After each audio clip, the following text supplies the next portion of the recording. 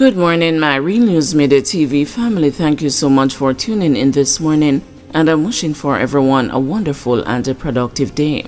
And in the news this morning, man killed in police shootout in Maypen. A man was shot dead during a reported shootout with the police in Maypen, Clarendon on Monday. His identity has not yet been ascertained.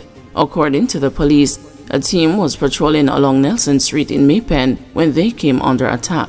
The cops returned the fire, engaging an intense gun battle that lasted for more than 20 minutes. When the shooting subsided, a man was found suffering from gunshot wounds. He was taken to hospital where he was pronounced dead. The shooting sent nearby schools into chaos and panic. Parents reportedly rushed to pick up their children. 3 men who stole $4 million worth of items from Linseed store get prison time. 3 men who pleaded guilty to breaking into a Linstead St. Catherine store and stole items valued at $4 million were on Monday each sentenced to several months in prison. Jason Matthews, 36, unemployed, 31-year-old bus conductor Kemar Foster, and the driver Junior Morris, 45, all of Kingston addresses, were charged with shopbreaking and larceny. In appealing for leniency, their attorney Kemoy Macaron told the court that the men suffered severe injuries linked to the ordeal and that they pleaded guilty at the earliest possible time. He further told the court that the men were remorseful and that despite the previous convictions, they were not beyond redemption. Parish Court Judge Kean Lamy then sentenced Matthews and Foster to 8 months and 28 days imprisonment, while Morris was given 5 months and 28 days imprisonment. The court heard that on November 21, 2023, the complainant locked up her store in Linstead, St. Catherine. About 3:20 a.m. on November 22, the accused men gained unlawful entry into the business by cutting off the padlocks to the premises. They then stole a quantity of shoes and clothing valued at $4 million and drove away from the scene. The matter was reported to the police, and the hoodlums were spotted by a police party entering the north-south highway towards the direction of St. Anne. The car was pursued, and upon reaching Golden Grove, they opened fire at the police. A gun battle ensued, and the men later exited the car with the loot, still firing at the cops. During the exchange, 2 of the men were hit and 1 of them was arrested at the scene. The other men ran into bushes but were later held by the police. All 3 were subsequently charged. 46-year-old woman gone missing from Bridgeport in Portmore. 46-year-old Anne-Marie Thomas of Washington Mills, Bridgeport, Portmore, St. Catherine, has been missing since Saturday, June 22. She is of dark complexion, medium build, and about 163 centimeters or 5 feet 4 inches tall. Reports from the Bridgeport police are that about 6 a.m., Thomas was last seen at home. Her mode of dress at the time she went missing is unknown.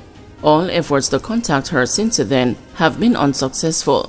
Anyone knowing the whereabouts of Anne-Marie Thomas is asked to contact the Bridgeport police at 876-988-2697, the 119 police emergency number, or the nearest police station. St. James brothers surrender on gun rap after wanted Wednesday posting.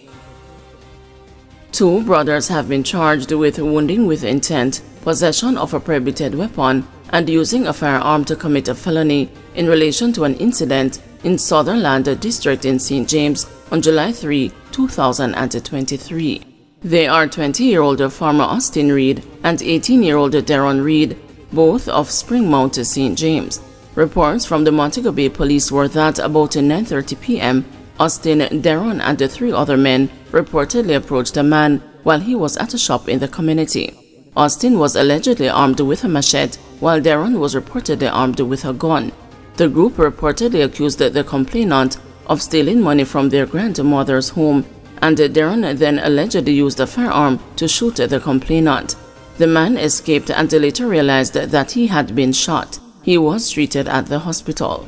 A report was made to the police, and the brothers were recently featured on the GCF's Wanted Wednesday social media platform. The 2 siblings turned themselves into the police in the company of their attorney later the same day and were subsequently charged by the police. A court date is being arranged for them. 14-year-old charged with a double murder of Jamaican men in Toronto, Canada.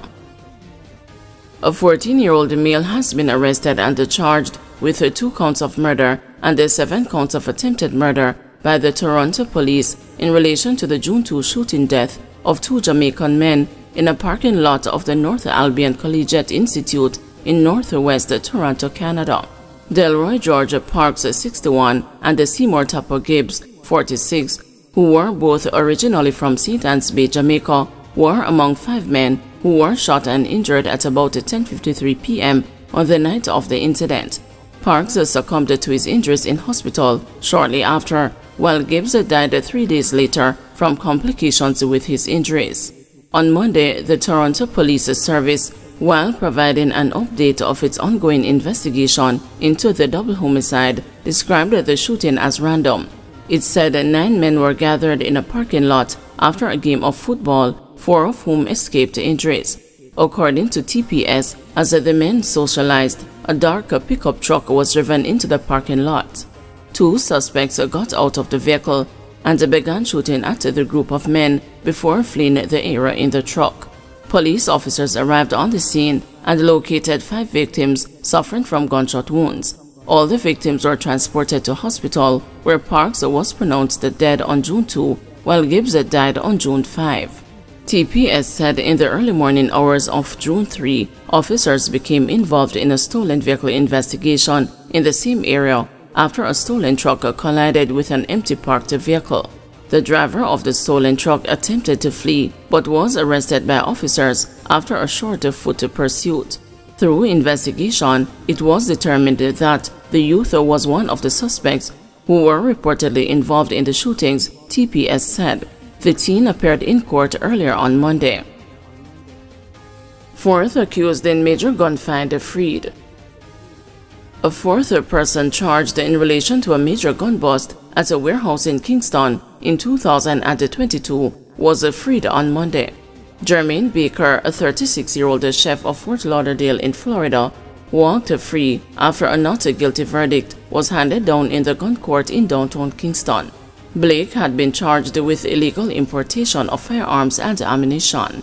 He was among 4 people charged in relation to the seizure of 18 handguns, 3 rifles, and a larger cache of ammunition at a freight in Kingston on March 4, 2022, after members of the Jamaica Customs Agency discovered anomalies. Also charged were 52-year-old St. Elizabeth resident Godfrey Martin, otherwise called Rev, who was the suspected mastermind, his girlfriend Sherilyn McLean, and a 42-year-old Dervon Brown, a construction worker of Bronx, New York.